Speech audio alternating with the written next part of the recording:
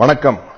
9 வருடங்களுக்கு முன்னால் காவிரி நதிநீர் பிரச்சனையின் போது கர்நாடகாவில் தமிழர்கள் தாக்கப்பட்டார்கள். தமிழ் படங்கள் திரையிடுவதை நிறுத்தச் சொல்லி ஆர்ப்பாட்டங்கள் நடைபெற்றன.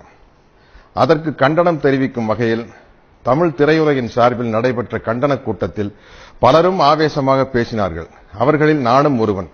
அதற்கு எதிர்வினையாக என்னுடைய கொடும்பாவி உருவ பொம்மைகள் கர்நாடகாவில் எரிக்கப்பட்டன. அதே வேளையில் கர்நாடகாவில் நடைபெற்ற ஆர்ப்பாட்டங்களில் கர்நாடகா திரைப்பட கலைஞர்களும் ஆவேசமாக பேசினார்கள். அப்படி நான் பேசிய போது என்னுடைய சில வார்த்தைகள் கன்னட மக்களின் மனதை புண்படுத்தியதாக அறிகிறேன். நான் கன்னட மக்களுக்கு எதிரானவன் அல்ல. அதற்கு உதாரணமே 35 வருடங்களாக என்னிடம் உதவியாளராக இருக்கும் திரு சேகர் என்பவரின் தாய்மொழி கன்னடம். கடந்த 9 வருடங்களில் பாகுபலி பாகம் 1 உட்பட நான் நடித்த சுமார் 30 திரைப்படங்கள் கர்நாடகாவில் வெளியாகியுள்ளன. எந்த பிரச்சனையும் எழவில்லை. சில கன்னட படங்களில் நடிக்கவும் என்னை அணுகினார்கள். நேரமின்மையால் நடிக்க இயலவில்லை. 9 வருடங்களுக்கு முன்னால் நடந்த அந்த கண்டன கூட்டத்தில் நான் பேசிய அந்த வீடியோ பதிவை யூடியூபில் பார்த்ததாலும், நான் பேசிய சில வார்த்தைகளால் கன்னட மக்களின் மனம் புண்படுவதாக அவர்கள் கருதுவதாலும், அந்த சில வார்த்தைகளுக்காக 9 வருடங்களுக்கு பிறகு நான் கன்னட மக்களிடம் என் மனப்பூர்வமான வருத்தத்தை தெரிவித்துக் கொள்கிறேன். எனக்கு ஆதரவாக குரல் கொடுக்கும் தமிழீழ உறவுகளுக்கும் தமிழக மக்களுக்கும் என் நலம் விரும்புபவர்களுக்கும் என் மீது வருத்தம் கொள்ள வேண்டாம் என்று கேட்டுக்கொள்கிறேன். அவர்களுக்கு ஒரு சிறிய விளக்கம். பாகுபலி என்ற மிகப்பெரிய படத்தின் ஒரு மிகச்சிறிய தொழிலாளிதான் நான். என் ஒருவனுடைய செயலின் பொருட்டு, சொற்களின் பொருட்டு பல ஆயிரம் பேர்களின் உழைப்பும் பணமும் விரயமாவதை நான் விரும்பவில்லை. அது மட்டுமல்லாது கர்நாடக மாநிலத்திற்கு பாகுபலி 2ஆம் பாகத்தை வாங்கிய விநியோகஸ்தர்களும் திரையரங்கு உரிமையாளர்களும் பாதிக்கப்படாமல்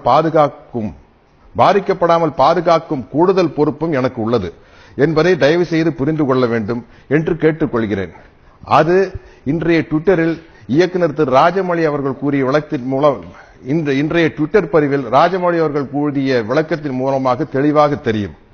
ஆனாலும் இனிவரும் காலங்களில் தமிழீழ மக்களின் பிரச்சனையாக இருந்தாலும் சரி, காவிரி நதிநீர் பிரச்சனையாக இருந்தாலும் சரி, விவசாயிகள் பிரச்சனையாக இருந்தாலும் சரி, தமிழக மக்களின் நலம் சார்ந்த அனைத்து நியாயமான பிரச்சனைகளுக்கும் தொடர்ந்து குரல் கொடுத்துக் கொண்டுதான் இருப்பேன் என்பதை தெள்ளத் தெளிவாக கூறிக்கொள்கிறேன்.